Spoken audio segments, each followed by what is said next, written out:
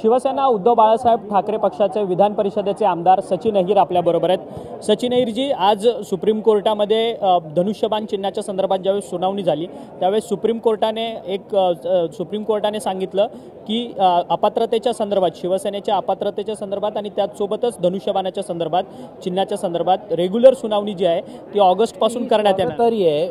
परंतु एक लक्षात, जसं जस्टिसांच्या लक्षात आलं आणि जसं आमचा नियमित म्हणणं असतो की जस्टिस डिलेड इज जस्टिस डिनायड, आणि त्याला जी वेळ लागलेली आहे, तुम्ही बघितलं एक निवडणूक होऊन पण गेली, लोकसभा झाली, विधानसभा झाली, आता परत नगरपालिका आणि छोट्या छोट्या निवडणुका आलेल्या आहेत आणि म्हणून एका बाजूला स्वागत करताना अपेक्षा आहे की ते ऑगस्ट महिन्यामध्ये निर्णायक दृष्टिकोनातून माननीय सर्वोच्च न्यायालयाने निर्णय देणं अभिप्रेत आहे। नाहीतर हा आम्हाला आज काही त्याचं झळ बसतो असं नाही, पण ही जर पद्धत जर राहिली तर अनेक राज्यांमध्ये छोटे छोटे पक्ष आहे, त्या पक्षाचं अस्तित्व पण देखील धोक्यामध्ये आल्याशिवाय राहणार नाही। परंतु कुठेतरी सुप्रीम कोर्ट वेळ काढूपणा करत आहे का? ज्या पद्धतीने आता एक नवीन विधानसभा येणार नाही, आज असं म्हणता येणार नाही, परंतु एक गोष्ट नक्की आहे की काल त्यांच्याच हे लक्षात आलं की खूप विलंब झालेला आहे, म्हणून आशावादी आम्ही आहोत। शेवटी सर्वोच्च न्यायालयात आशावादी राहायला काय हरकत नाही, पण एक गोष्ट नक्की आहे की उशीर लागल्यामुळे त्याची जी गांभीर्य आहे तो राहिलाय की नाही राहिलाय हा प्रश्न आहे, पण आमची लढाई शेवटपर्यंत आम्ही लढत राहू। परंतु ज्यावेळेस पक्ष फुटला त्यावेळेसच 2 महिन्यात निकाल देणं गरजेचं होतं, परंतु अभिप्रेत होता, हेच तर होतं, आणि म्हणून तर सर्वोच्च न्यायालयामध्ये आपण ज्यावेळी जातो आणि त्यावेळी युक्तिवाद होतो तर त्याचा अर्थच असा आहे की त्याचा कुठेतरी कायमस्वरूपी निर्णय जर झाला, असंही झालं नाही, आता का झालं नाही, का होऊ शकलं नाही, कोण त्याच्या मागे होते नव्हते, हे सर्वोच्च न्यायालयाचा अवमान करणं हे योग्य होणार नाही, पण आपल्या सर्व जनतेला आता हे कळून चुकलेलं आहे। दोन्ही ठाकरे बंधू एकाच मंचावरती एकत्रित आले, दोन्ही ठाकरे बंधूंचा मनोमिलनाचा कार्यक्रम देखील झाला, परंतु स्थानिक स्वराज्य संस्थांच्या निवडणुकीच्या निमित्ताने दोन्ही ठाकरे बंधू एकत्र येणार का? कारण की बाळा नांदगावकर म्हणतात की एकट्याने निवडणूक नाही, जी बरोबर आहे, बाळा नांदगावकर बोलले प्रत्येक पक्षाला आपल्या स्वबळावरतीच जावं लागेल, आपली तयारी करावी लागेल।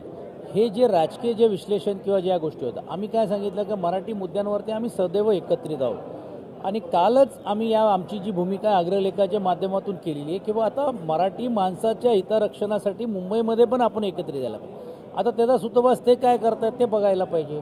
बाळा नांदगावकर बोलले ते अयोग्य बोलले असं नाही, प्रत्येक राजकीय पक्ष आहे, मग आज महाविकास आघाडीमध्ये पण घटक पक्ष तेही आपल्या स्वबळावरती तयारी करतात, मग ते काही चुकीचं नाही आहे, परंतु ज्यावेळी ही राजकीय चर्चा होईल तर त्यावेळी या सर्व गोष्टीचं स्पष्टीकरण स्पष्ट होईल असं मला वाटते। परंतु काँग्रेसच्या आमदारांनी देखील काल स्वबळाची भाषा केली आहे महाविकास आघाडीत असताना। स्थानिक स्तरावरच्या निवडणुका या प्रत्येक जिल्हा स्तरावरती त्या लोकांना विश्वासात घेऊनच केले जातील, आणि म्हणूनच हा प्रश्न निर्माण होतोय की त्या सर्व गोष्टी करत असताना ते पक्षाचं कार्यकर्त्याचं मत काय, मुंबईत कदाचित आमच्या कार्यकर्त्यांचं मत असं असेल, त्यांचं असेल, पुण्यामध्ये वेगळं मत आहे, पुण्यामध्ये काँग्रेसची आणि राष्ट्रवादीची भूमिका अशी आहे की आपण एकत्र लढलं पाहिजे, पिंपरी चिंचवडमध्ये वेगळं मत आहे, तर या सर्व गोष्टी आहेत। मला असं वाटते आता त्याच्यात अजून निवडणुकीच्या आचारसंहिता लागणं बाकी आहे, त्याच्या अगोदरची सर्व पूर्वतयारी बाकी आहे, त्यानंतर बोलणं उचित होईल। धन्यवाद, तुम्ही आमच्याशी बातचीत केली। खरं तर सुप्रीम कोर्टाने न्याय द्यायला खूप उशीर झालेला आहे असं मत जे आहे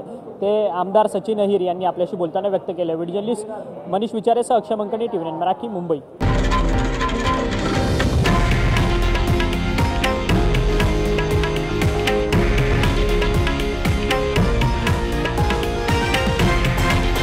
हे आहे देशातील नंबर 1 न्यूज नेटवर्क आणि आपण पाहत आहात TV9 मराठी, एकमेव।